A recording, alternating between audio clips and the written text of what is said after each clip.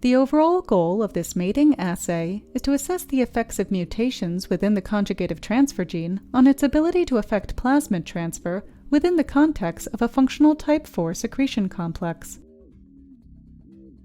This method allows for asking protein-specific questions, such as identifying regions of protein-protein interactions that occur between transfer proteins as they assemble a functional type 4 secretion system in bacterial conjugation. In this technique, genes on large conjugative plasmids are knocked out by homologous recombination.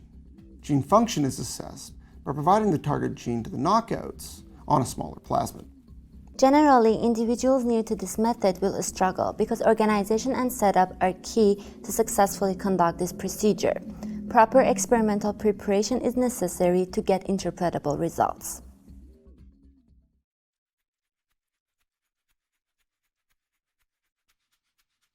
Begin this protocol with preparation of the digested PBAD33 plasmid as described in the text protocol. Run each digest on an agarose gel. Using a UV cabinet and a sterile razor, cut the 2.8 kilobase band that corresponds to the cat sequence out of the gel. Work quickly to minimize the UV exposure of the DNA. Extract the DNA from the cutout gel slice using a gel extraction kit as per the manufacturer's protocol. To amplify the extracted cat cassette by polymerase chain reaction, or PCR, prepare the reaction mixture in a sterile PCR tube.